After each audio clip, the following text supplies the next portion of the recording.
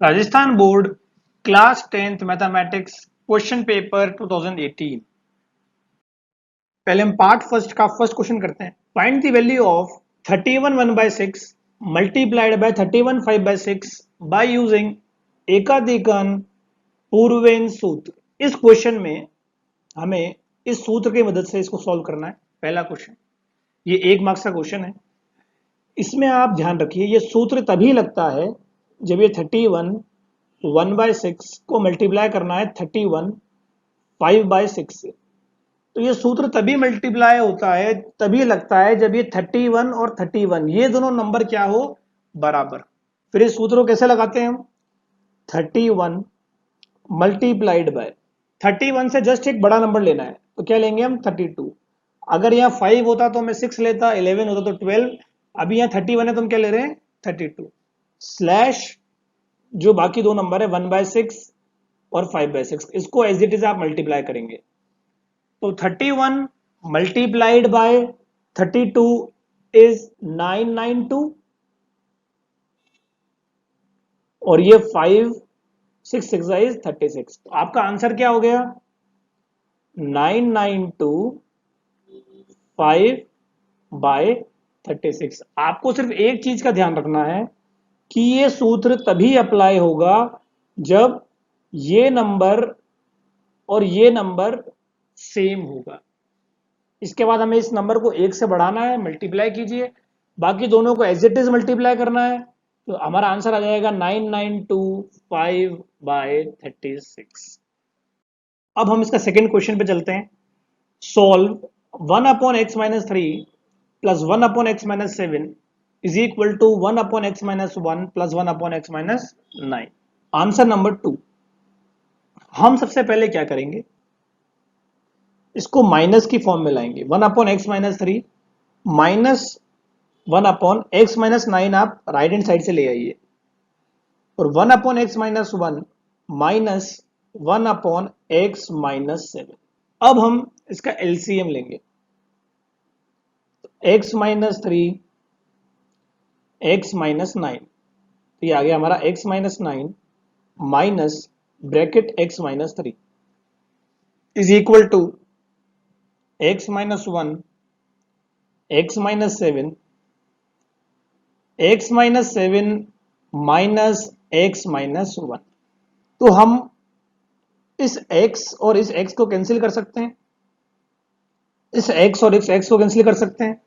-9 + 3 is -6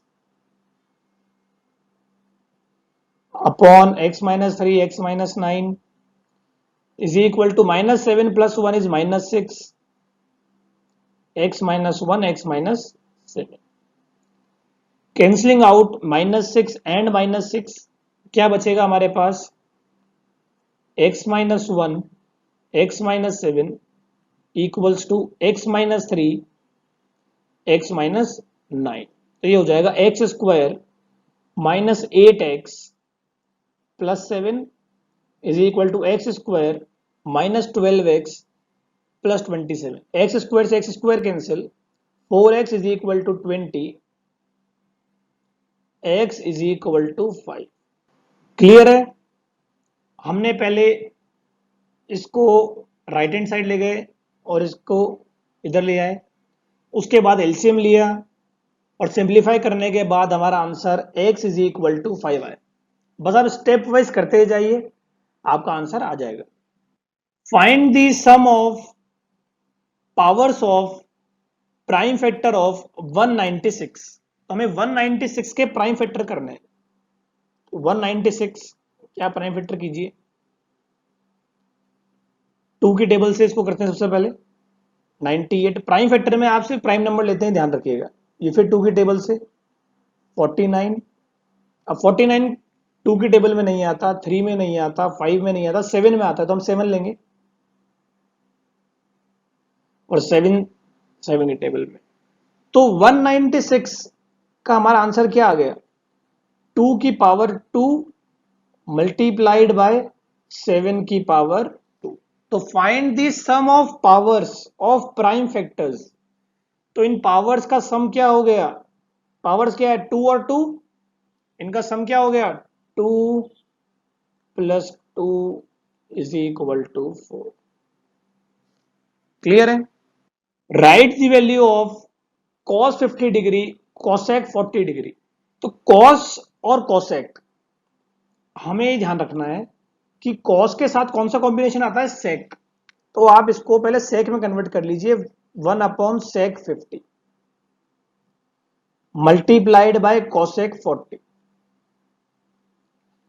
अब आप formula लिखिए कि sec 90 minus theta = cosec theta. ये ट्रिग्नोमेट्रिक एंगल्स का फॉर्मूला हम इस्तेमाल कर रहे हैं। तो मैं sec 90 माइनस थीटा को क्या लिख सकता हूं, cosec थीटा। तो मैं इस 50 को लिख सकता हूं 90 minus 40 cosec 40 as it is. 50 क्या होता है, 90 माइनस 40 तो होता है। sec 90 minus 40 is cosec 40 multiplied by cosec 40। cosec 40 से cosec 40 कैंसिल, हमारा आंसर आ गया 1।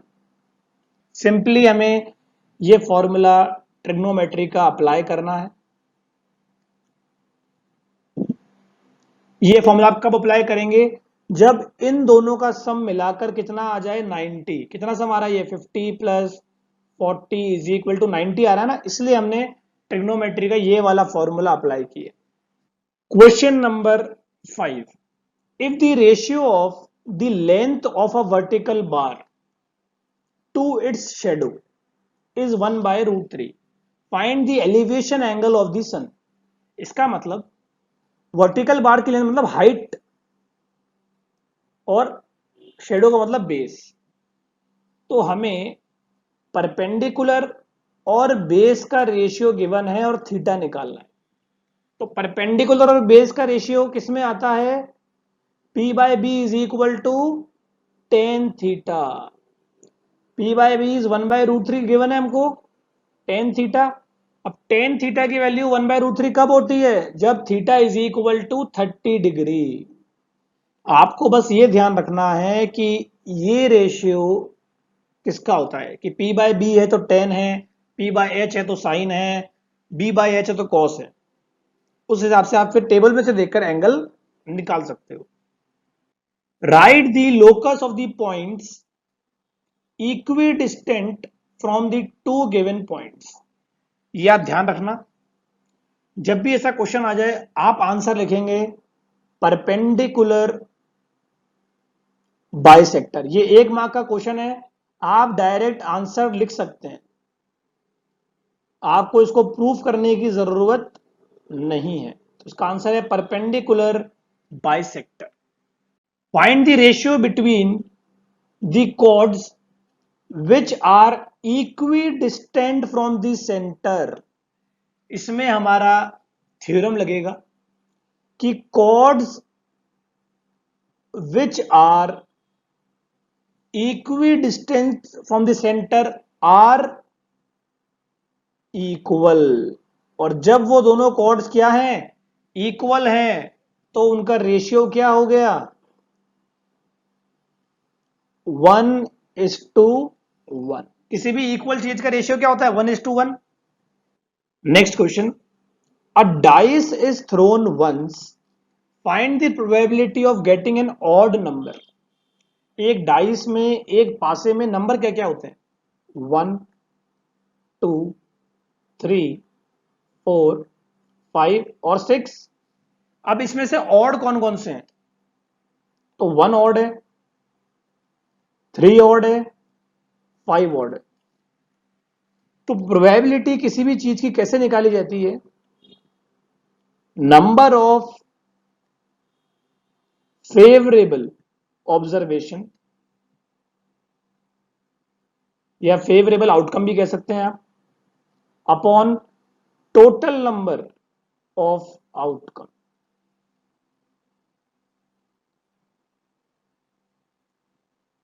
Number of favourable outcome upon total number of outcome. तो फेवरेबल कितने हैं, 3, टोटल कितने हैं, 6। तो हमारी प्रोबेबिलिटी क्या हो गई, 1/2। क्लियर। क्वेश्चन नंबर 9, ये आप इंपॉर्टेंट, क्योंकि हर साल पेपर में पूछा जाता है। In a city the fare of a taxi for first kilometre is ₹5 and after that it is ₹3. If the distance covered is x kilometer and the fare is y, then express it in the form of equation.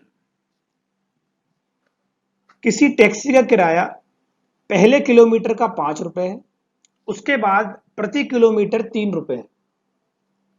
अगर आपने total x kilometre cover किया है और y rupees fair दिया है, तो बताइए कि उसकी इक्वेशन क्या होगी। तो y हमारा फेयर है, इज इक्वल टू पहले किलोमीटर के, तो ₹5 हमको पहले किलोमीटर के देने हैं, प्लस ₹3 उसके बाद जो हम चलेंगे प्रति किलोमीटर देने हैं। टोटल हमने कितना चला, x kilometre.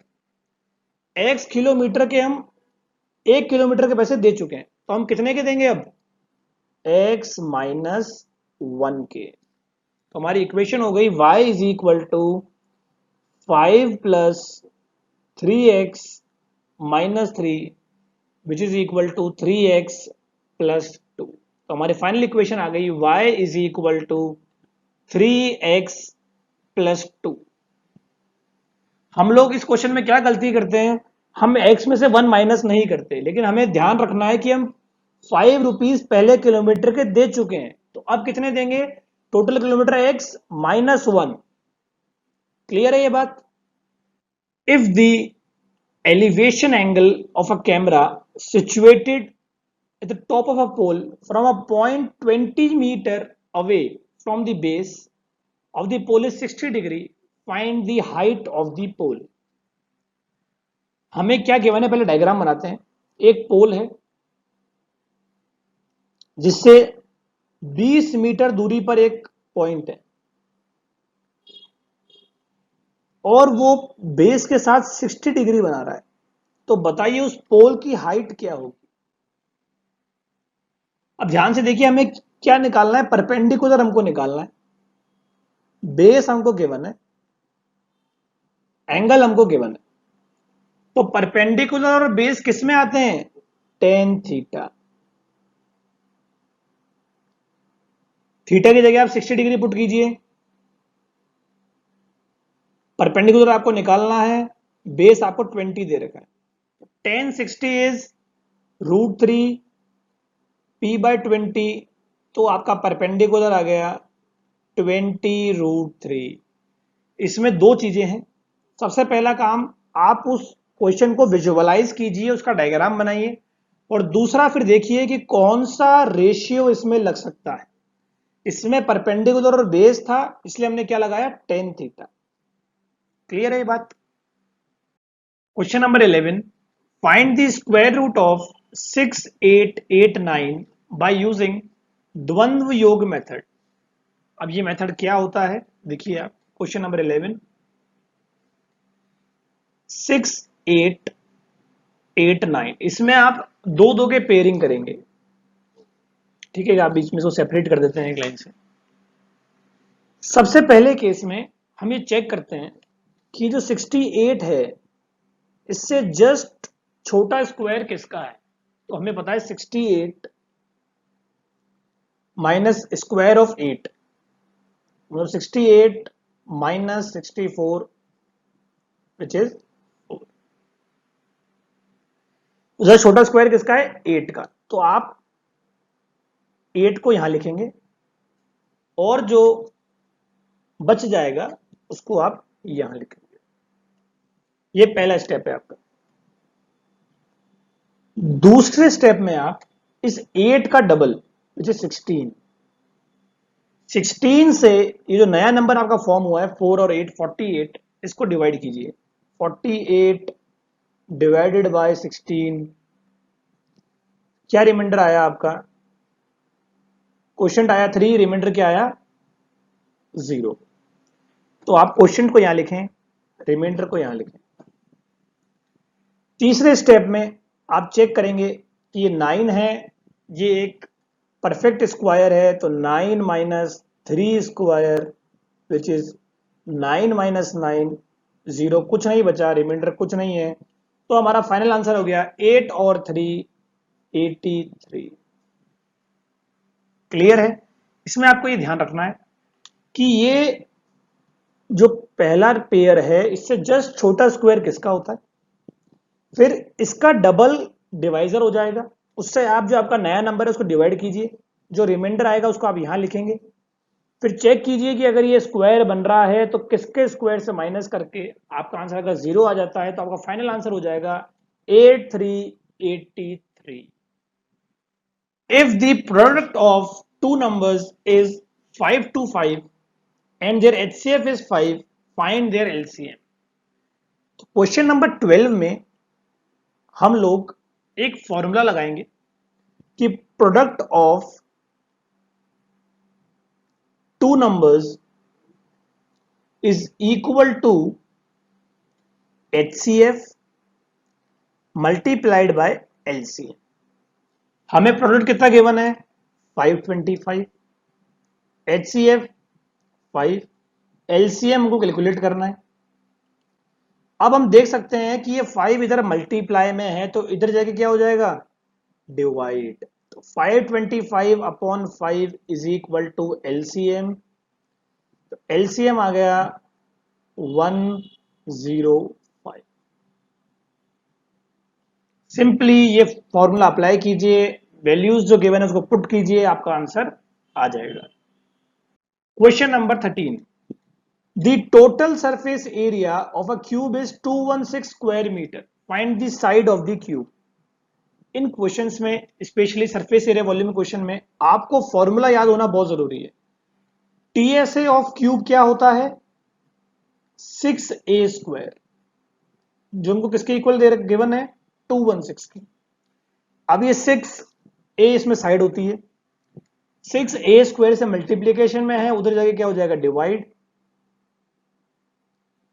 a square is equal to 36, a is equal to 6 metres.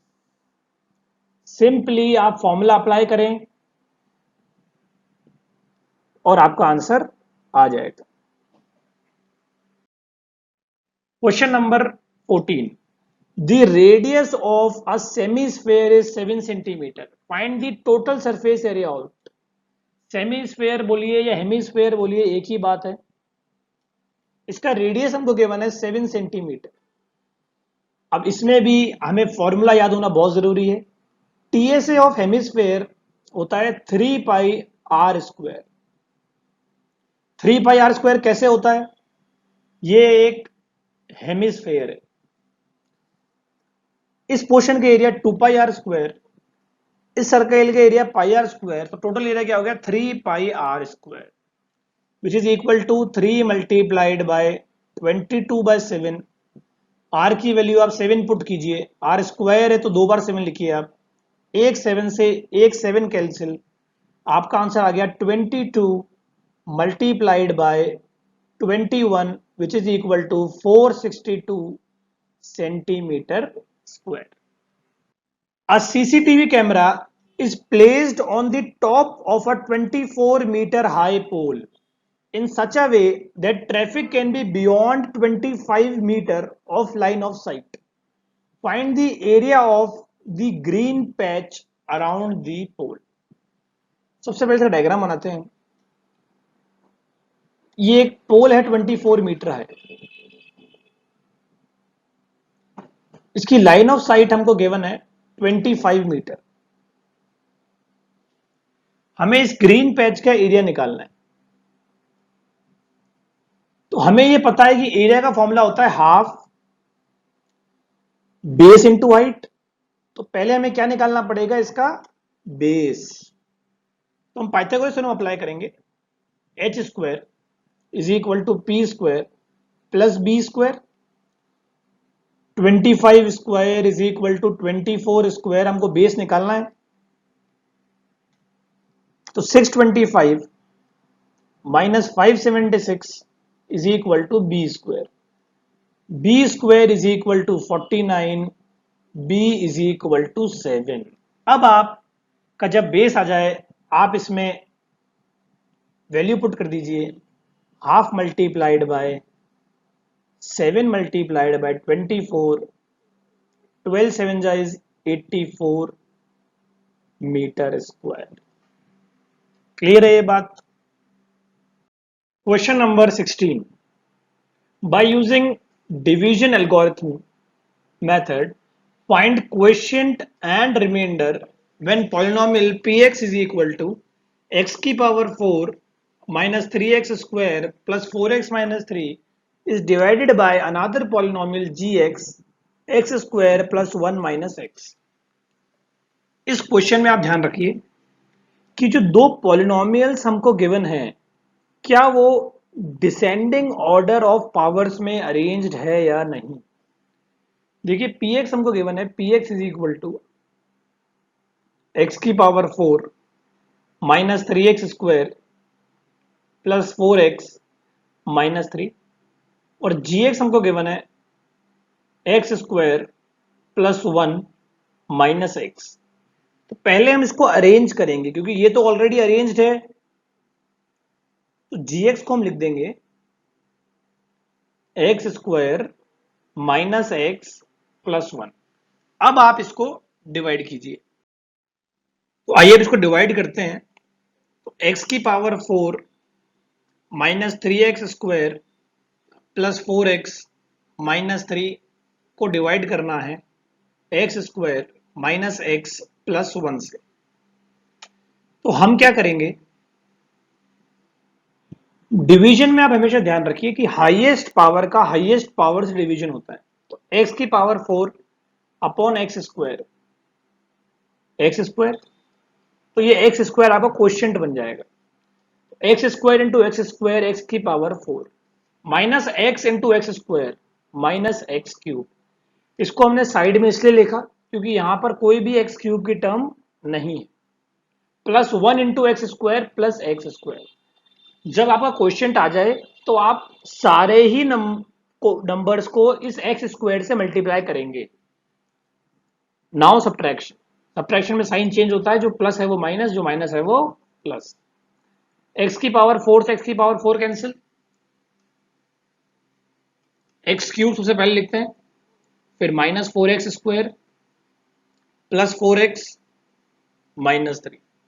Same highest x3 है, इससे डिवाइड करेंगे हम एक्स स्क्वायर को x, तो x हमारा प्लस x हमारा क्वोशिएंट हो गया। अब x से आप इन तीनों को मल्टीप्लाई कीजिए, तो x square into x x cube minus x into x minus x square 1 into x x minus plus minus, x cube से x cube cancel, minus 3x square plus 3x minus 3। Now minus 3x square upon x square, क्या बचा हमारे पास minus 3, तो minus 3x square plus 3x minus 3, sign change, cancelled out cancelled out cancelled out, 0। तो हमारा reminder क्या आ गया, 0, और quotient x square plus x minus 3, ये पूरा क्या हो गया हमारा क्वोशिएंट।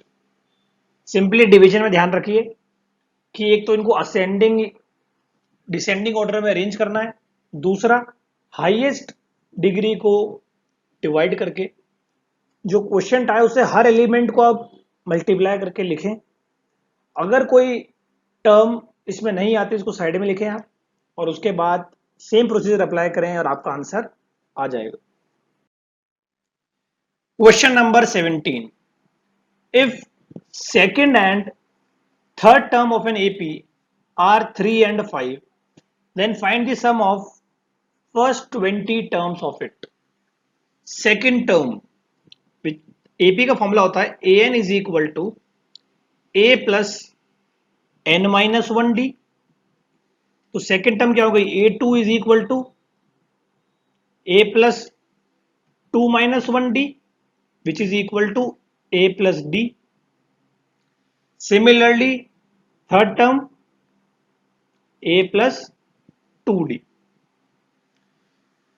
तो ये जो a प्लस डी है ये तो 3 के इक्वल है और a प्लस 2d 5 के इक्वल। आपको इस क्वेश्चन को करने से पहले ये टर्म वाला फॉर्मूला याद होना चाहिए, a n is equal to a plus n minus one d. इन दोनों को माइनस करोगे आप तो आपका d आ जाएगा इक्वल टू 2 और d की वैल्यू जब हम पुट करेंगे हमारा a आ जाएगा इक्वल टू 1। अब हमारा d तो आ गया 2, a आ गया 1, हमें सम ऑफ 20 टर्म्स निकालना है तो n है हमारा 20। अब आइए सम का फॉर्मूला लिखते हैं, S n is equal to n upon two a plus n minus one d. N क्या है आपका 20, ए क्या है 1, एन क्या है 20, डी क्या है 2।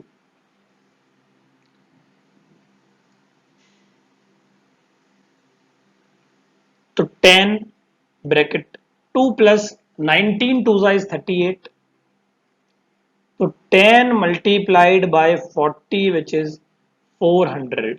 तो आपका सम ऑफ 20 टर्म्स निकल के आ गया 400। बस आप ये ध्यान रखिए, ये दो फॉर्मूलेज है एपी में, ये दोनों ही फॉर्मूलेज पे क्वेश्चन आते हैं, तो ये दोनों ही फॉर्मूले बहुत इंपॉर्टेंट है, इन्हें आप अप्लाई करेंगे तो आपका हर आंसर इजीली आ जाएगा। S20 हमारा आ गया 400। क्लियर है? Question number 18. The angles of elevation of the top of a tower from 2 points at a distance of 9 meter and 25 meter from the base of the tower in the same straight line are complementary. Find the height of the tower. Elevation का मतलब होता है जब हम नीचे से ऊपर की तरफ देखते हैं। दो पॉइंट है, पॉइंट ए इसको मार्क कर लेते हैं और पॉइंट बी इसको मार्क कर लेते हैं। एक टावर है, एक पॉइंट 9 मीटर की दूरी पर है और एक पॉइंट 25 मीटर की दूरी पर है। ये सी ले लेते हैं, इसको पी ले लेते हैं। हमें टावर की हाइट फाइंड आउट करनी है। एलिवेशन मतलब हम जब नीचे से ऊपर देख रहे हैं, ये एंगल। अब हमें क्वेश्चन में गिवन है कि ये दोनों एंगल कॉम्प्लीमेंट्री हैं, मतलब अगर ये थीटा है तो ये 90 माइनस थीटा। इन दोनों ही डायग्राम्स को मैं अलग अलग बना लेता हूं। एक ट्रायंगल ऐसा है जहां एंगल है थीटा, ये है 9, ये है h। दूसरा ट्रायंगल ये 25, ये h और ये 90 माइनस थीटा। आप ध्यान रखिए, दोनों ही ट्रायंगल को अलग अलग बनाने से हमारी पिक्चर बहुत सिंपल और क्लियर हो जाती है।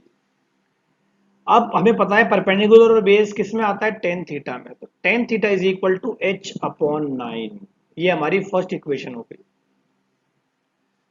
और इसमें भी tan 90 minus theta is equal to h upon 25। What is tan 90 minus theta? Cot theta. ये हो गया h अपॉन 25। ये हमारी सेकंड इक्वेशन हो गई। हम मल्टीप्लाई करेंगे फर्स्ट इक्वेशन को और सेकंड इक्वेशन को, तो tan theta multiplied by cot theta is equal to h by 9 multiplied by h by 25। हमने मल्टीप्लाई ही क्यों किया? क्योंकि टेन थीटा और कॉट थीटा आपस में रेसिप्रोकल होते हैं और इनका मल्टीप्लीकेशन 1 होता है, इसलिए h इंटू एच स्क्वायर, 25 9 जा 225। So h square is equal to 225, h is equal to 15 meters। आप डायग्राम को विजुअलाइज कीजिए और कोशिश कीजिए कि वो अगर अलग स्प्लिट होके बन सके वो स्प्लिट होके बनाइए। फिर जो ट्रिग्नोमेट्रिक रेशियो अप्लाई होता है वो अप्लाई करें, उसको इक्वेशन की फॉर्म में लाएं, इक्वेशन को सिंप्लीफाई करें और आपका आंसर आ जाएगा। Question number 19. In the given figure, if OP.OQ is equal to OR.OS, then show that angle OPS is equal to angle ORQ and angle OQR is equal to angle OSQ.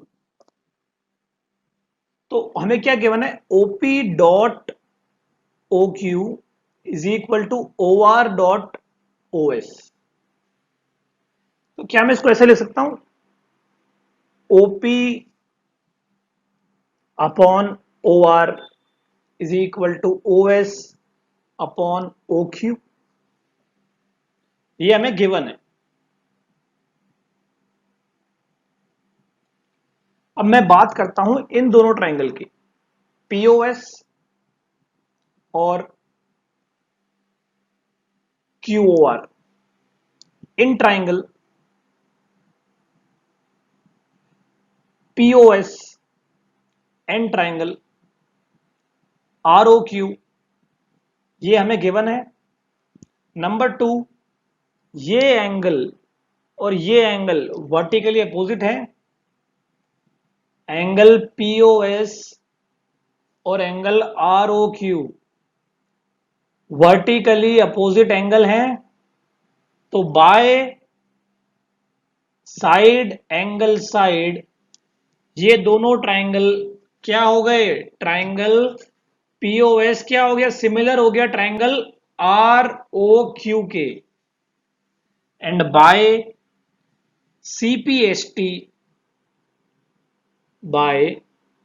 CPST corresponding parts of similar triangles, angle OPS is equal to angle ORQ and angle OQR is equal to angle OSP. अगर दो triangle similar हो जाते हैं तो फिर उनके हर angle क्या होते हैं, इक्वल. क्लियर है ये question. Question number 20. In a triangle ABC, the medians AD, BE and CF pass through the point G. If AD is 9, G is 4.2, GC is 6, then find the values of length of AG, BE and FG.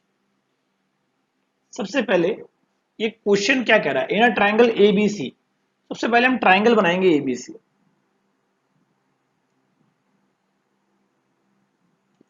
एक ABC triangle हो गया.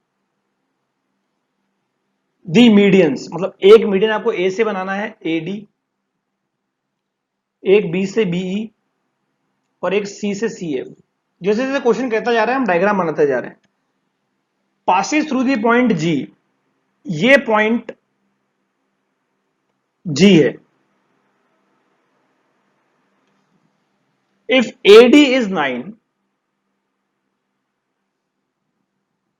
G is 4.2, GC is 6, find the values of AG, BE and FG. तो मैं आपको एक property बता दूं कि मीडियन जो होता है वो ट्राइंगल को 2:1 के रेशियो में डिवाइड करता है. तो आप देखिए जो AD है वो किससे बना है, AG प्लस DG से. जो AD है वो हमको गिवन है कितना, 9. AG हमको निकालना है. तो AG और DG में क्या रिलेशन है, अगर ये 2x है तो ये x है, 2:1 का रिलेशन है. 9 is equal to 3x, x is equal to 3 और हमारा AG क्या है 2x, 2 multiplied by 3 which is 6. Similarly BE किससे बना है, BG प्लस GE से. हमें BE निकालना है. हमको G दे रखा है 4.2. अब हमें बताइए 2:1 के रेशियो में तो इसका डबल हो गया, ये 4.2 का डबल 8.4. तो BE आ गया 12.6 और लास्ट CF, CF किससे बना है? CG प्लस FG से। तो CG क्या है? 6, FG क्या हो गया? 3, विच इज इक्वल टू 9। तो CF 9 आ गया और FG 3, क्योंकि 2:1 के रेशियो में इसका हाफ होगा। इसमें आपको सिर्फ एक कॉन्सेप्ट पता होना चाहिए, क्या? कि मीडियन एक ट्राइंगल के 2:1 में डिवाइड करता है। क्लियर है ये बात? In the given figure some angles are represented by x, y, z. Find the values of these angles. आप इस डायग्राम को ध्यान से देखिए। इसमें एक क्वाड्रिलेटरल गिवन है सर्कल के अंदर, और जो सर्कल के अंदर क्वाड्रिलेटरल होता है उसे हम क्या कहते हैं? Cyclic quadrilateral. और साइक्लिक क्वाड्रिलेटरल की क्या विशेषता है? कि इनके अपोजिट एंगल्स का सम 180 डिग्री होता है। इसका अपोजिट एंगल कौन सा? ये वाला। इसको हम ए नाम दे देते हैं। तो इन दोनों का सम क्या होगा? 180। तो देखो 91 plus A is equal to 180 by the property of cyclic quadrilateral. तो आपका ए क्या आ गया? 180 माइनस 91 विच इज 89। और एक चीज और देखिए आप कि ए प्लस एक्स भी 180 है। रीजन क्या है? Linear pair. तो अगर a 89 है तो आप x निकाल सकते हैं। x आ गया 180 माइनस 89, 91। नंबर 2, ये भी तो एक साइक्लिक क्वाड्रिलेटरल है, तो x प्लस जेड भी तो 180 होगा।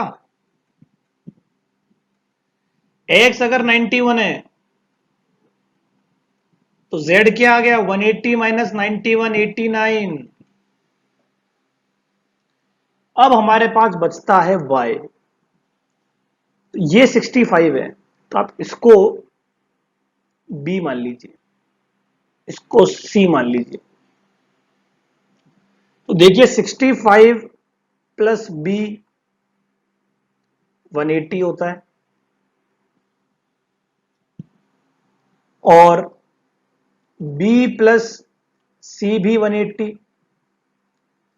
तो c और 65 डिग्री इक्वल हो गए ना।